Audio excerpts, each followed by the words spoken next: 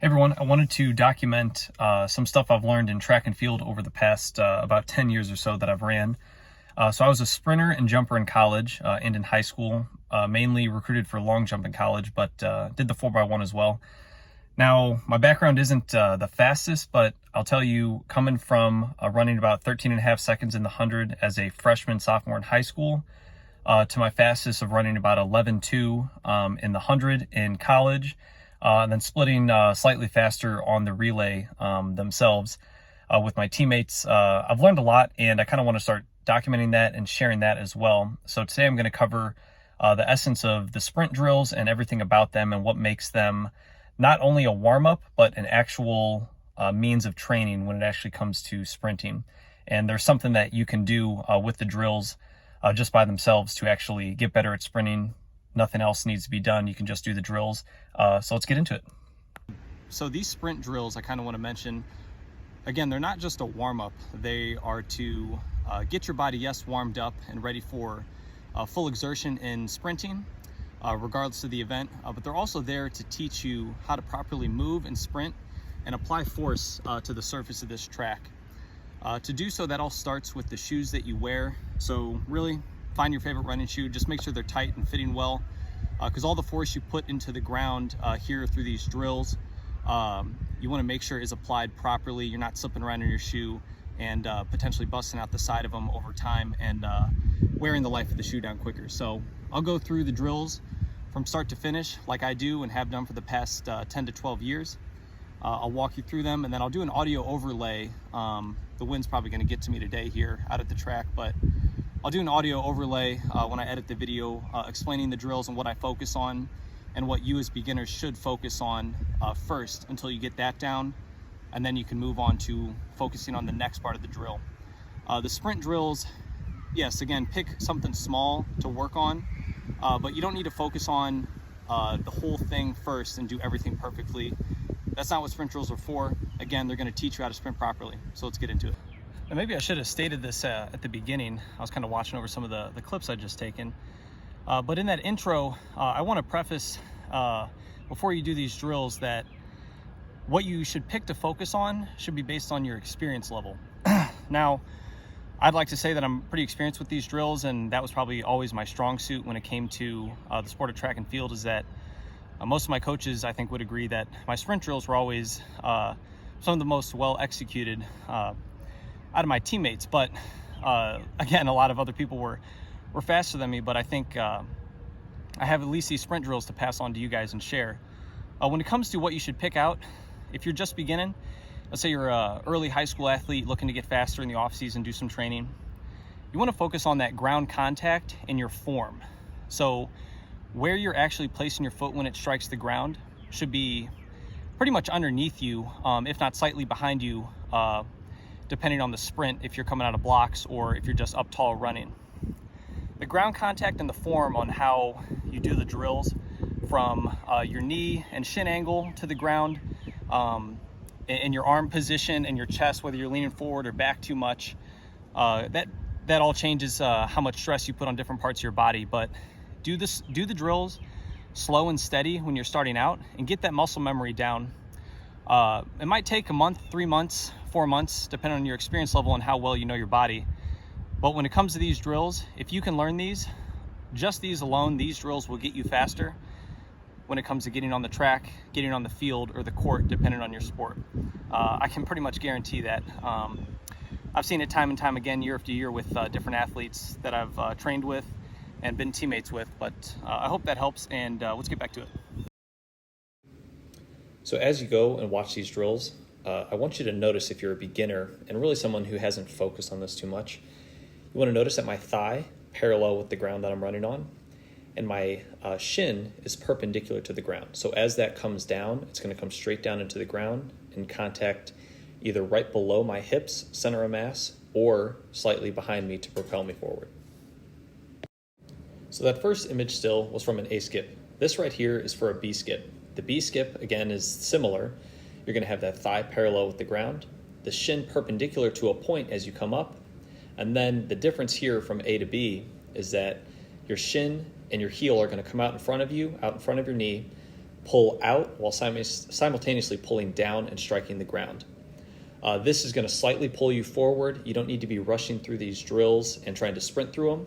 Just go through the motions, get the muscle memory down, and over time you will execute quicker and quicker as you progress. So here's my A-skip. I've slowed it down for you so you can watch it. Feel free to pause the video just to get it into your head what the body is actually doing during this drill. But again, just focus on the ground contact directly underneath you or slightly behind you. Watch the arm, the upper body, the thighs, and the perpendicular shin angle to the ground, and you should be good to go. So here's my B-skip. I've slowed it down some more for you guys compared to the last A-skip, but just notice how the heel comes up, out, and down simultaneously to strike underneath me. You'll feel these kind of pull you forward ever so slightly. Again, just like the A-skip, do them slow and steady. Once you get the muscle memory and the repetitions in, you'll kind of feel it out over time based on how your body wants to perform the drill. But the key things are keep the head forward, keep the upper body slightly forward, if not directly above the hips, and then watch the ground contact to be, for your foot to be directly underneath you or slightly behind you, and you should feel that pull you forward ever so slightly. The next 3 sprint drills you'll see are a progression from over the ankle rotations to the calves to the knees. Just focus on watching the upper body and watching yourself and feeling yourself out for when you're going over the ankles to your calves to your knees. It's just a wider range of motion as you progress through them. Notice how my ground contact is quick, but it's not propelling me down the track very fast. You want to focus on these. Do them slow and steady at first, like I've said before, and progress into adding more speed, but don't rush down the track when doing these drills.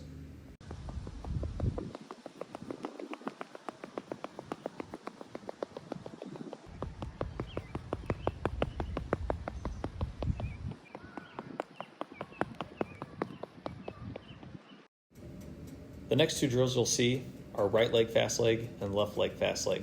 I like to take 2 or 3 steps in between to really set up for all-out power delivery to the ground. Some people like to do them continuous. I would say start out, if you're just beginning, start out with taking 2 or 3 steps in between to really feel out the range of motion, but have some fun with these. Go through that range of motion with a full force and strike that ground underneath you. Watch in the slow motion as when my leg comes up, down, and around. When I do strike the ground, you'll actually see it propel me forward. So have some fun with it, exert some power into the ground, and feel it out.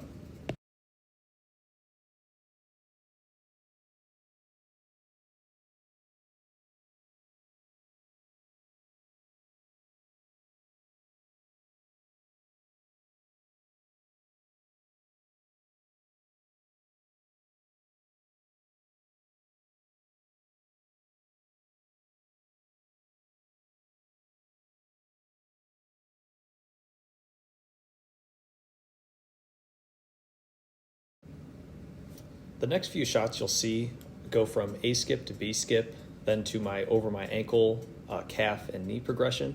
I just wanted to show you a look from behind on what it actually looks like and how it should look, ideally when you're going down the track. If you're a beginner, maybe I should have mentioned this before, but ideally some people do have a hard time running in a straight line. So pick a lane and try to stick into it and stick down the middle of it, or even when I was in high school and first learning these, for the first 2 years, I only trained and warmed up doing these drills on one of the lines, one of the white lines that you see here in the lane.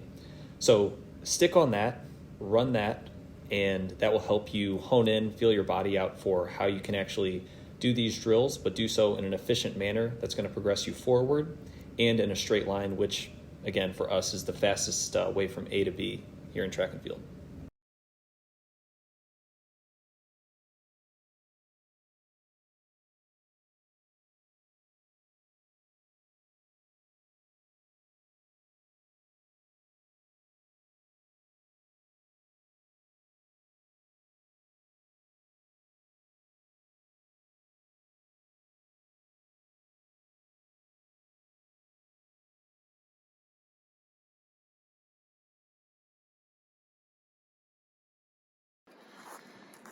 Well, I hope you guys found this first session of sprint drills beneficial.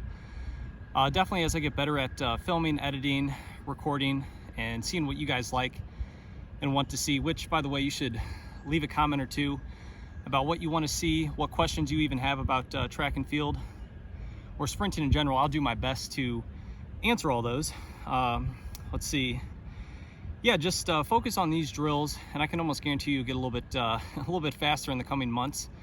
Again, even if this is all you did, the sprint drills will definitely help you on the track, right here, the field out there, or on the court, or any situation where you need to apply force to the ground and be faster, more efficiently, because that is what the sprint drills do. They teach you muscle memory on how to sprint properly and apply force to the ground properly, just like any other drill out there for any other sport, any other like martial art or anything. It's all about the form and how you apply the force that truly matters.